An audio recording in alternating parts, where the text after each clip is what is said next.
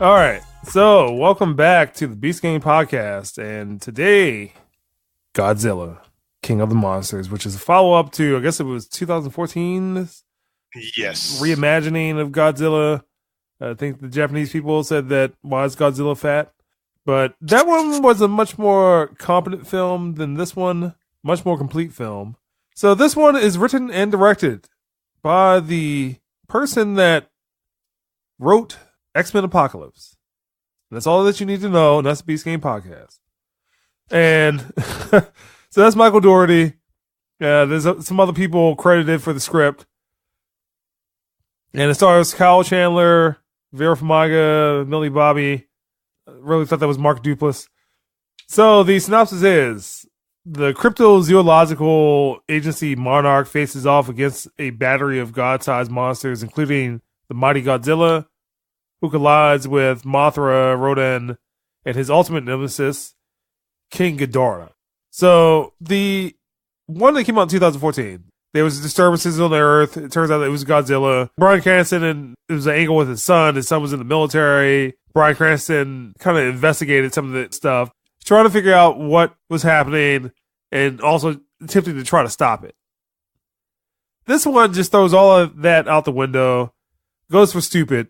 What happens is that you have Vera Farmiga and Millie Bobby, mother and daughter, investigating a potential discovery. While they're about to, there's a group that comes in that shoots everybody up, except for Vera Farmiga and Millie Bobby. And then it kind of cuts to Kyle Chandler.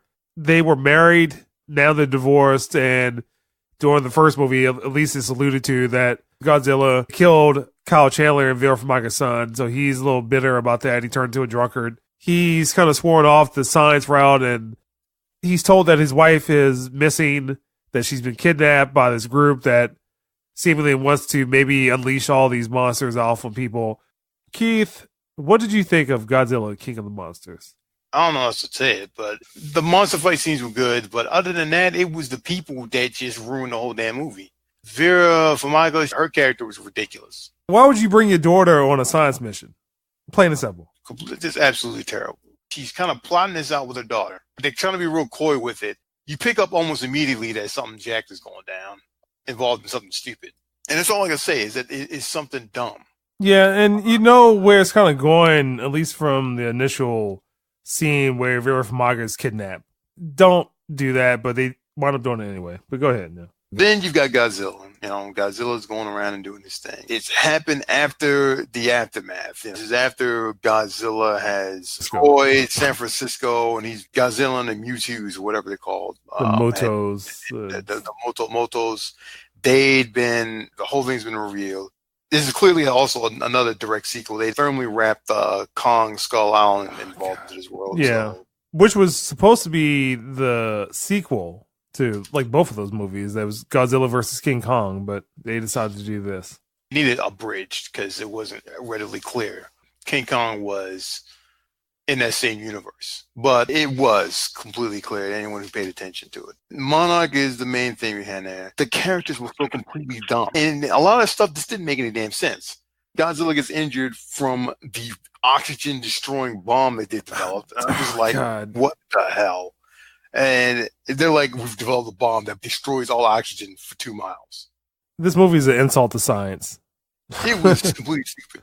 And that giant plane that they were in had other planes inside of it. Had giant ospreys. I don't know if you've ever seen an osprey, but those things are fucking huge. And you've got this giant plane that they've got flying around with levels. Like, yeah, with levels and decks, and they're running around. They're doing the Star Trek thing, bouncing around and shit. And I'm just like, what the fuck is this bullshit? They detonate this bomb, launch this missile, it blows up, injures Godzilla, and they're going to fix Godzilla by blowing up a nuclear warhead in his face. That's like saying, let's wake up a guy who's just been passed out with a firecracker to his face. Give Godzilla AED, but detonate a nuclear warhead. All right, let's get some comments from Matt. Go ahead. I felt it was a fun movie, although it was very illogical movie that suffers from transformerism, if you want to call it, where a 14-year-old has power to overmatch top-level security agents and steal vital pieces of equipment with ease that were unguarded during the most vital portion of the movie. Some of the things that didn't make any sense is one scene, people are wearing radiation suits. The next scene, not even 5 seconds later, the wife or the mom and the daughter just walks up without radiation suits, and they're unaffected. Towards the end of the movie, they have a vital piece of equipment. What does she do? She throws it away. For what reason? We have no idea. And the family dynamics behind it on why she acted the way she did made no sense. So the world can start over? So you let monsters loose to extinguish everybody? Yeah, so just to explain it very quickly, there's a group that wants to unleash the monsters to replenish the earth and send the earth back to the state that it should be in, where monsters roam the earth or dinosaurs and humans did not have any involvement, so they can worship the monsters instead of being on top of the food chain. This is the dumbest thing I've ever heard in my life. It was silliness. And then a civilian guy, one of the main characters, who has no authority of anybody, is telling people what to do, especially military folks. You have no military authority, but yet you can tell military people what to do? That doesn't make any sense. And how does a guy who's carrying a nuclear bomb the size of a half sheet of cake can carry this to wake up, a 12-story monster? That doesn't even make sense.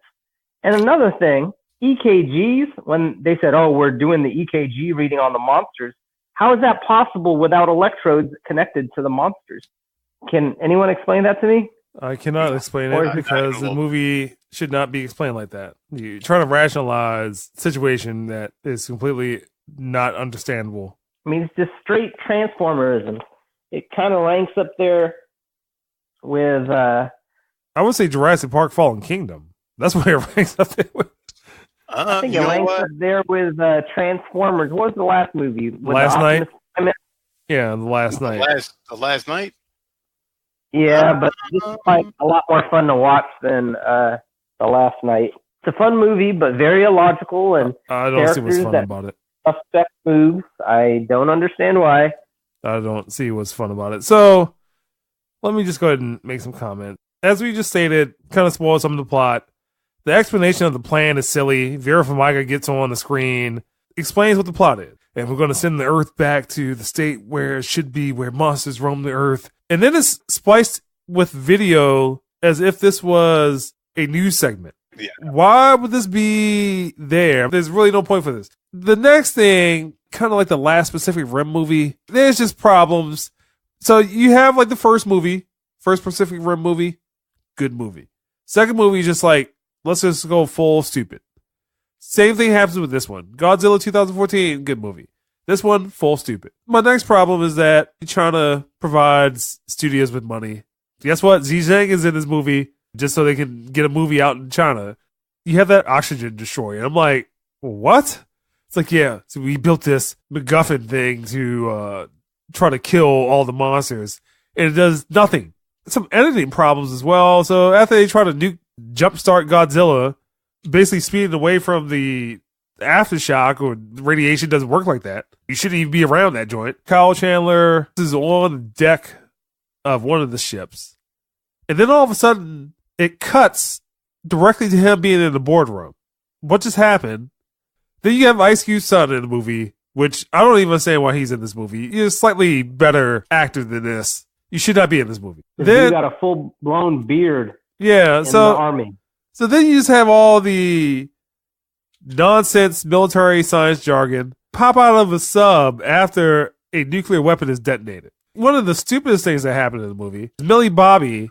She's involved. She steals key pieces of equipment because her mother apparently, I thought she was in on it, but apparently not. I don't know what was happening, but she steals a key piece of equipment to lure all the monsters to Fenway Park. As I said, this kind of reminds me of Jurassic Park Fallen Kingdom, Prometheus, War of the Worlds, and Independence Day Resurgence. This is a dumb movie.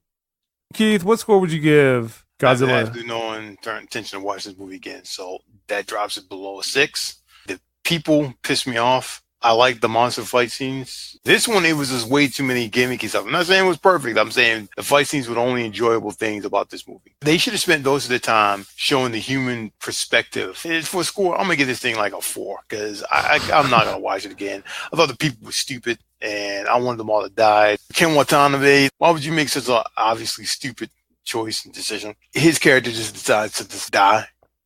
Not sure why. Then he touches Godzilla. Hello, friend. I want you to understand I love you. Oh my God, it was terrible, dude. It was absolutely terrible. All right, so Matt, what score would you give? I'd give this movie a 6.5. I felt the movie was fun but illogical for the majority of it. It isn't something that I wouldn't watch it again. However, I didn't think it was as bad as how my peers would say. But overall, enjoyable movie. You just have to leave your brain at home, laugh at all the illogical stuff that makes absolutely no sense regarding the theory behind it. 6.5.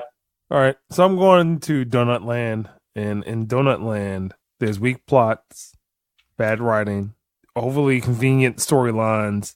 Kyle Chandler, he was so filled with anger. It's like, oh, you have to kill them. And then all of a sudden, he's fine. It's like, oh, yeah, Godzilla's on our side? Great. This is wonderful. Why does that happen? Now we're going to fight with him because Godzilla. God damn it. The only thing that needs to be said is that this is from the writer of X-Men Apocalypse. I wish I'd known that. I really did. That is the only thing that you need to know. I appreciate Oscar Isaac. He's a wonderful actor. He's the greatest actor of our generation. And then they put him in some blue face paint, did nothing interesting with him because this idiot wrote a story that should be one of the greatest X-Men stories. This dude wrote one of the worst X-Men stories, X-Men movies possible, and then directed this movie, and then also wrote this movie. So goes the podcast. Don't see this movie. Again, this is 0. Keith gave it a 4. Matt gave it a 6. I don't understand the 6. I hope you 6.5. I gave it a 6.5. I hope you live with that. I can't. And that's Beast Game Podcast.